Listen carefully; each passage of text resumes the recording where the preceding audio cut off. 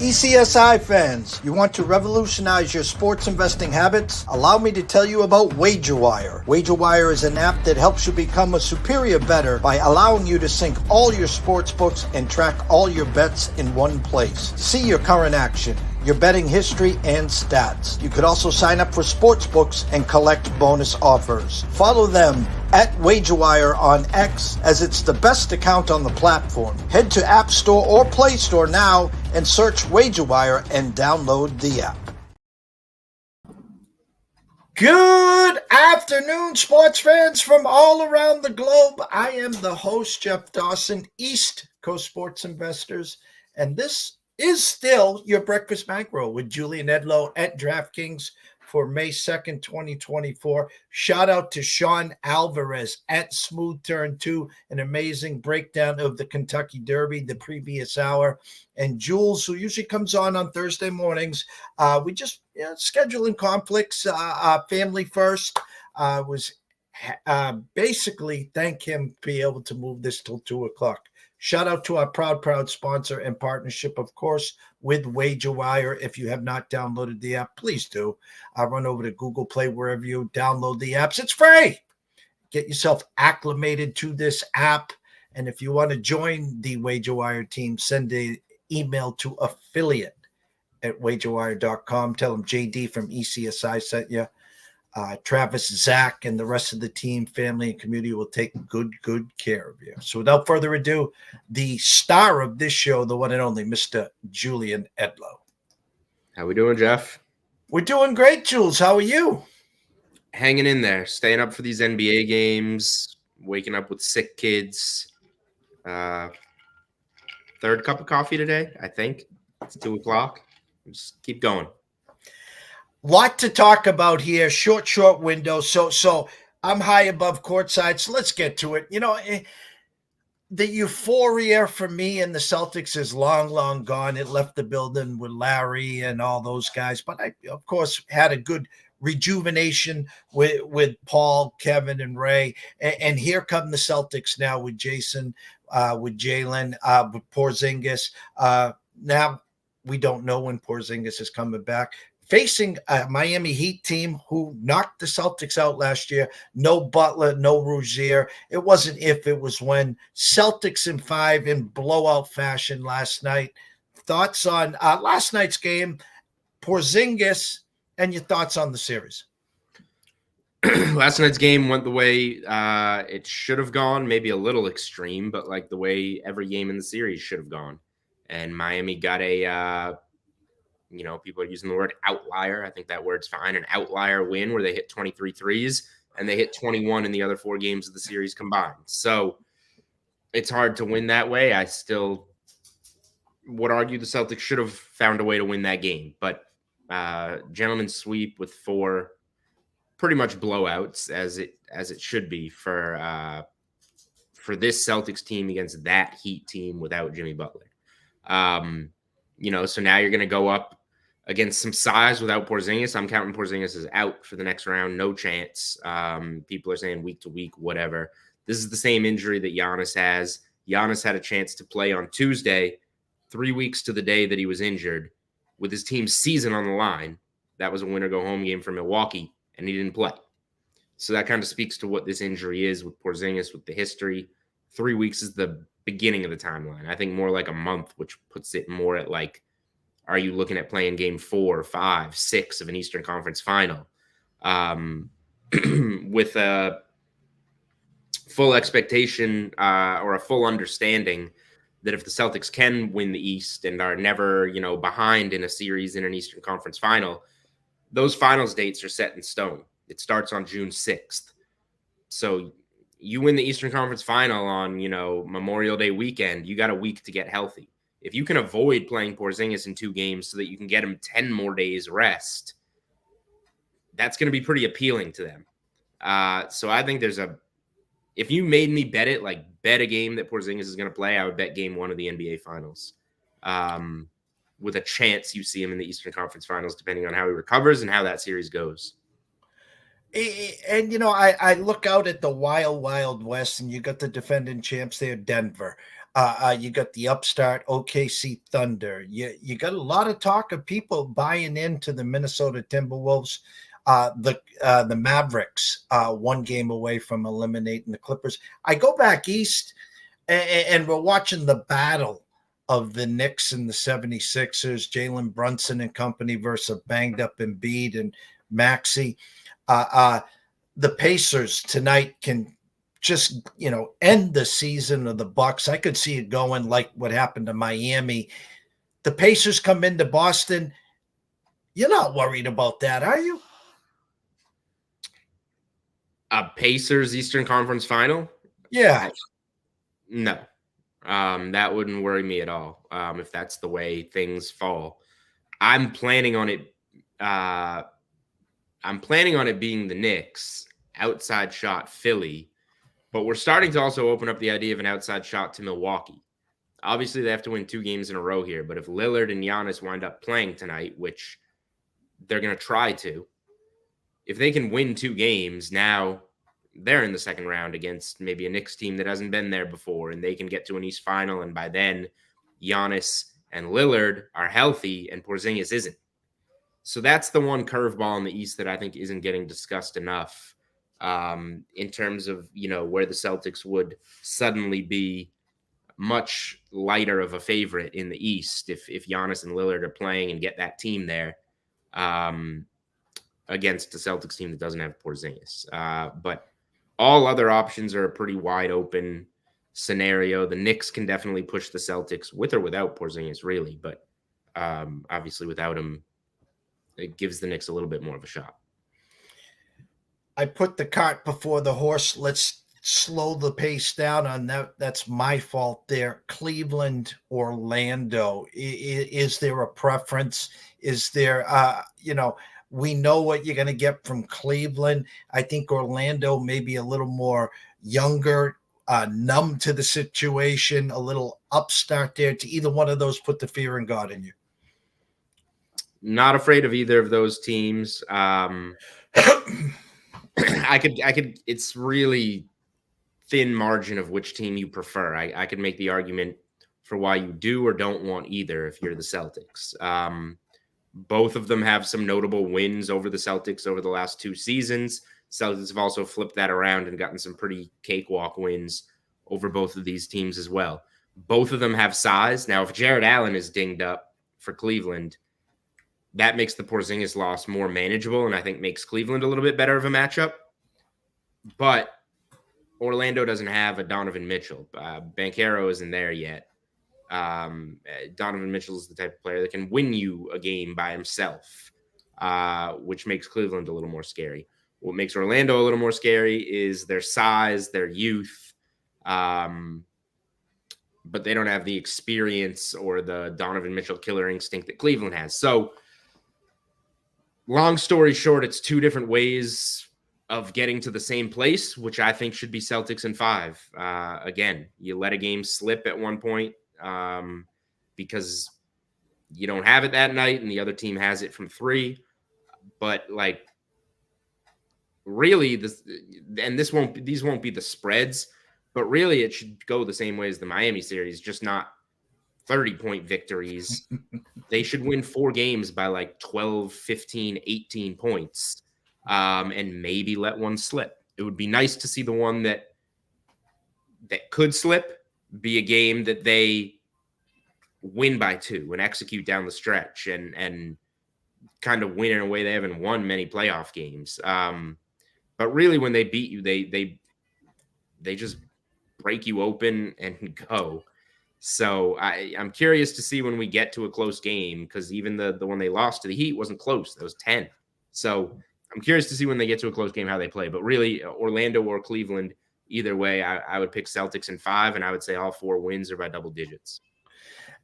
I always say I give credit where credit is due, and I'm as transparent as anyone in these lanes.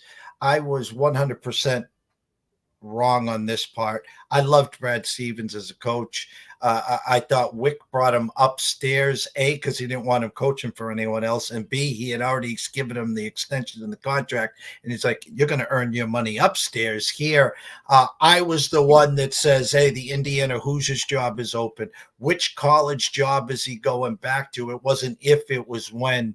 Yet, executive of the year this year, he was voted by his peers, and it took notice on the moves that he has done this year. Number one, the extensions and contracts. Number two, but with the Porzingis injury, opens up the door for Derek White. And I'm not saying that they don't miss Porzingis, but Jesus, the addition of Derek White enables them kind of, sort of, as of right now, Julian, not to miss a beat.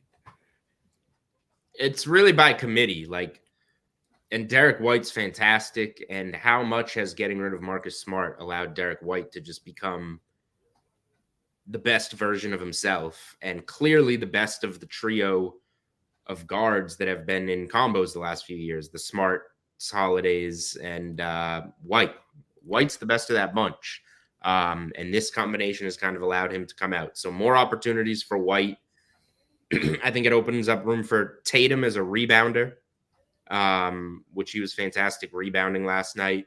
It opens up room for Horford defensively. It opens up room for Hauser as a shooter to get some of those Porzingis looks from downtown.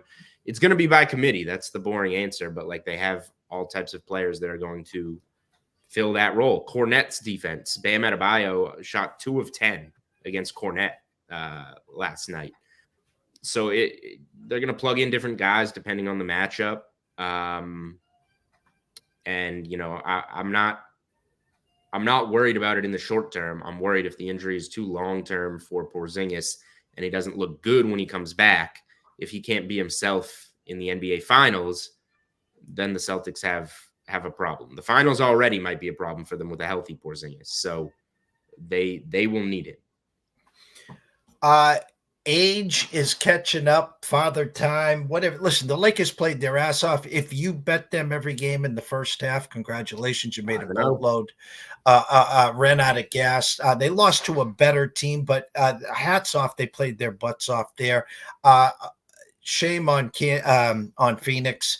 The addition, KD with Booker, with Beal, just absolutely no shows there. Thoughts on Lakers, and not so much the Lakers on what will they do. I guarantee you this, the whole world wants Ham out, which if LeBron wants Ham will be gone. Question on the Phoenix side. Is it time to get assets and move KD, or what's your thoughts on what's going on in Phoenix?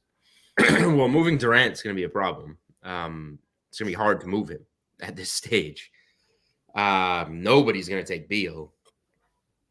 So the only trade option is Booker, and that's the guy you want to build around. So Phoenix is in trouble. They mortgaged all of their assets to put this core together, and the core was an airball. You got swept out of the first round.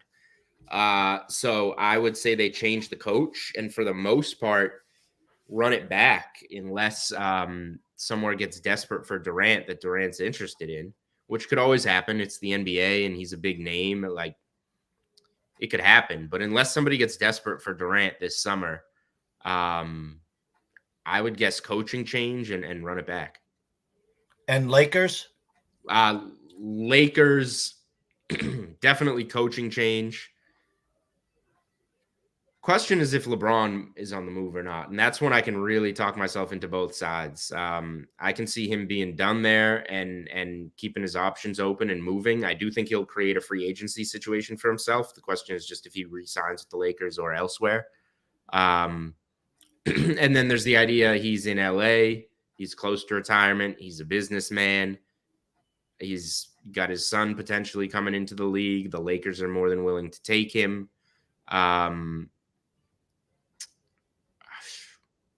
The Lakers all depend on what LeBron wants to do, right? So that's essentially the question. What does LeBron want to do? And I'm not sure. I'm having a tougher time reading him now in terms of stay in LA or go somewhere else. I'm going to stay in the NBA till we jump over to the Patriots here. Are you buying the steam on Minnesota against Denver, or you think that Denver should take care of business? I played Minnesota getting the game and a half. So if Minnesota wins or it goes 7, that's a winner. I think it should be a great series.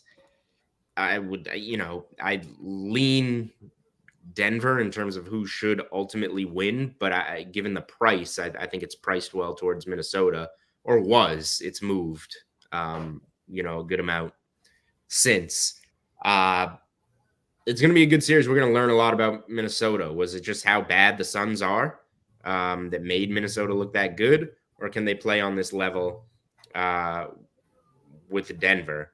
And, Denver had a tough time with the Lakers. Like you said, they trailed at halftime of every game, needed 2 Jamal Murray game winners. That was not easy by any means. People want to talk about how last season was such a close sweep. I didn't think that was that close. The average margin was like 8.5 points or something in that series. This one was close. This is splitting hairs in a couple of games, and that we could be looking at a game 7. So I think Minnesota can hang with Denver, but we will find out. OKC sitting there waiting. Dallas takes a 3-2 lead. We hope and expect them holding on to that 13-1 ticket to win the West here to get to the next round there. OKC versus, let's say, Dallas, or OKC, Clippers win the next 2. They find a way. OKC sitting there rested. Do you have them as the favorite versus either one of those 2? Favorite over the Clippers, probably more of like a pick 'em against the Mavericks. I kind of want the Mavericks. I kind of want to bet the Mavericks. I think it would be a pick 'em type of series. OKC's really good. Got to give it to them. Again, this is one that I have a hard time making a concrete opinion on. I've watched more of Dallas than I have OKC, but I really like the way Dallas is playing. Kyrie has zipped the lip. He's playing hard. He's playing within his role. He's doing something he hasn't done in a handful of years, really, which is pretty impressive. And he's been a perfect complement to Luka. Getting Gafford and Washington in there, the way Derek Jones is playing, like they just seem to have a good combination right now. But so does OKC, and SGA is, on any given night can be just as good as Doncic, but they just haven't been there. So again, I have a hard time, coming to a side on that one. I think I would be on Dallas, and I think we will get that series. Dallas is laying 8 at home on Friday night. I hope they get that because I have them series and laying the game and a half. I have them game 1 and series 2. I wish they could have gotten game 1, but I like the way Dallas is playing. I think Dallas would have a chance in the West. A week ago today, you and I and the rest of Pat's Nation sitting on pins and needles. What are we going to do at 3? The steam of J.J. McCarthy, the Pats trading out at 3. Does Jaden Daniels go to? Well, when the dust settled, it went Caleb 1, Jaden 2. Pat stuck and stayed at 3, grabbed May. Arizona stuck and stayed, got Marvin Harrison Jr. The fun began with the Chargers, who stuck and stayed, got Joe Alt. Neighbors goes to the Giants, and then of course the rest is history. 5 quarterbacks in the first 10 picks, 6 in the first 12. Thoughts on the Pats in May? Thoughts on the first round of the NFL draft, Julian? Yeah. So I don't have an opinion really on Drake May one way or another. I like that they went with him given what was on the board, I guess. I think Penix has just as good I'm not saying they should have taken Penix. I personally think Penix has just as good a chance as anyone to be a really good quarterback in this draft. Of course, he goes to a team that throws the biggest curveball of the draft, and we might not see him for 3 years. So who knows? But I don't care. My analysis, our analysis doesn't matter. Everybody misses on quarterbacks, but If they identified a franchise quarterback, then take him. So if that's what they had on Drake May, then take him. If they didn't, they should have moved back. If they were doing it just to be different than Belichick, who would have traded back for picks, then it's the wrong move. If they were doing it because they think Drake May is a franchise quarterback, then it's the right move. So I'm fine with that. And he seems like a great kid and a good teammate. And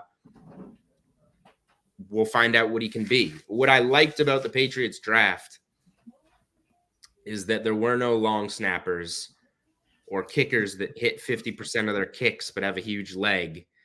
They didn't mess around. They took every position of need, and they took multiple players at that position. Joe Milton doubled down on quarterback. Not that Joe Milton, I think Joe Milton, from everything I've seen, is not a good quarterback that has just a rocket arm. But whatever. They took another prospect behind Drake May at a position of need.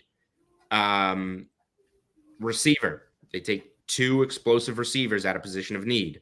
O-line, multiple O-linemen, position of need. They had an elite defense last year. They drafted 1 defensive player, right? So, they gave themselves, you have to admit to yourself that you can be wrong in this draft process.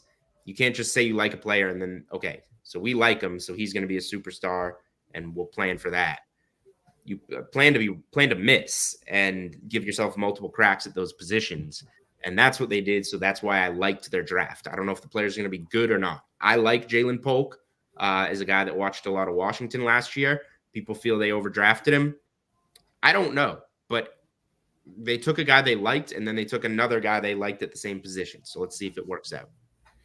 And I want to take you right there too, because they had, I think, the big pick Friday. They had the second pick in the second round, and it was kind of funny. Rumor had it that Buffalo traded down and traded with Kansas City, who gets Tyreek Hill 2.0. They called Buffalo, and there was a wide receiver there that I wanted, was Leggett, and they supposedly wouldn't trade with Buffalo.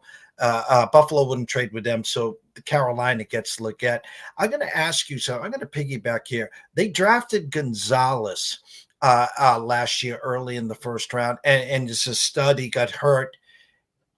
Sitting in the living room in Boston on Friday with Cooper DeJean there, was there any thought of you that says, hey, we got Gonzalez on one side, this would be, I know we need a wide receiver, but did you think at all that maybe Cooper might have been a pick there?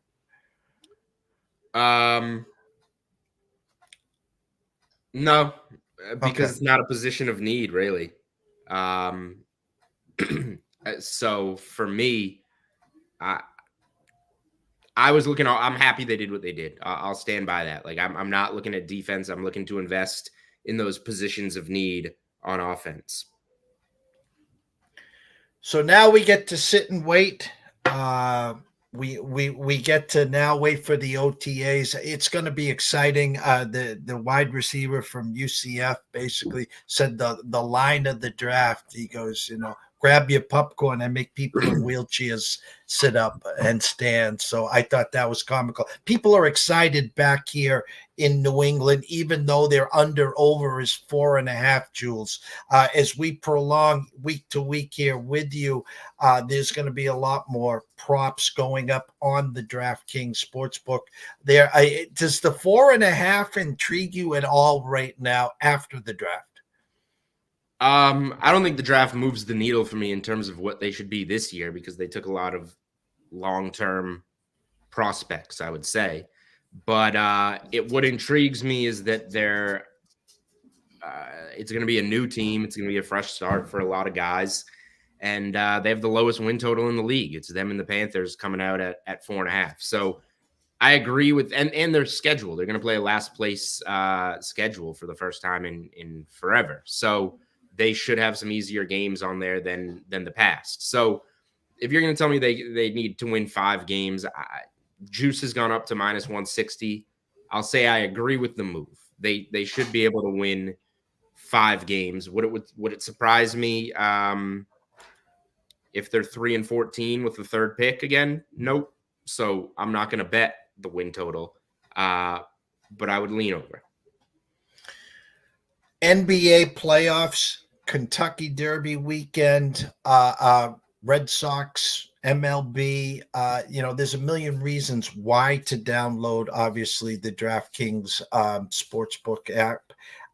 Any leans, any in pocket for today in the NBA or this weekend? Anything that Jules has got his eyes on? I have the first half under and the full game under tonight for Knicks and Philly. It's dropped about a point or two since I played it, but I still think that's fine. A lot of question marks in Bucks Indy, so I would stay away from that until we know a little bit more, unless you already have the 8.5 in your pocket. And I like Orlando tomorrow night. I think Orlando is going to force a game 7. I bet them pretty early on before that move, but I do like Orlando. And then I'll just be cheering hopefully you got the series prices. I'll just be cheering Dallas on as an 8-point favorite on Friday night, and please get that done. Don't let that go to 7. We always wrap up the show here, Jules. They can go follow you on Twitter at Julian Edlow. Get all your work on DraftKings DK Sportsbook. The weekend, watching you live on TV at the Sweat DK, VSiN Live, the DK Network. For the Massachusetts watchers and listeners, any promos, anything good for today or for this weekend for them? If you're betting goal scorers in Bruins Maple Leafs, there's an odds surge on that. So add $1 of juice to anybody you want to bet. If you're live betting MLB today, 50% profit boost on that.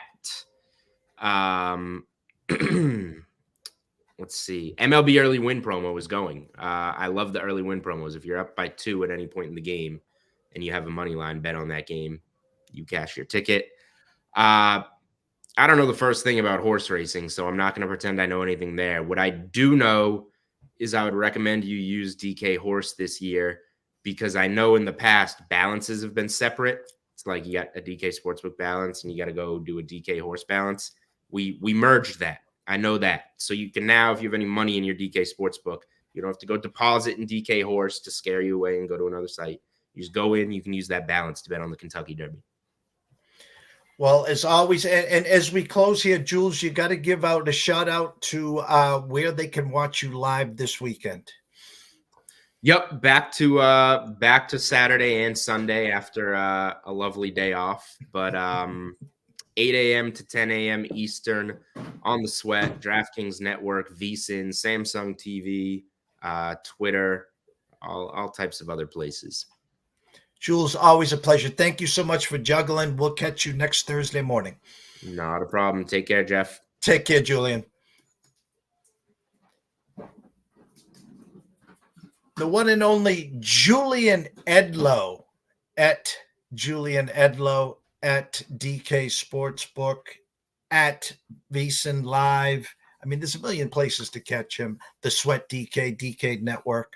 It's been a great last 2 hours here. I can't thank everyone here enough for watching. If you haven't already, please do us a favor. Jump on over to YouTube, subscribe at East Coast Sports Investors. It's free, and turn on the notifications. Why? Never miss a show with Sean Alvarez breaking down the Kentucky Derby in 2 weeks, the Preakness, every Thursday here with Julian Edlow from DraftKings. And of course, tomorrow morning, 11 a.m. Eastern, 8 a.m. Pacific, we will have the one and only CXO Travis Geiger from Wager Wire. Shout out to good friend Russell Saylor, always here watching us. Thank you, Russell, for all the support. At 5 o'clock today, the closing bell with Riley Magnuson, Southside Riley, we call him, live from Chicago. I'm hoping to tune in with him as we're going to break down tonight's games, get everyone all set for tonight's action. So for myself, Jeff Dawson, at EC Sports Investor, one and only Julian Edlow at Julian Edlow at DK Sportsbook, and of course, good friend Russell Saylor. We wish everyone a blessed day, and we will see you soon.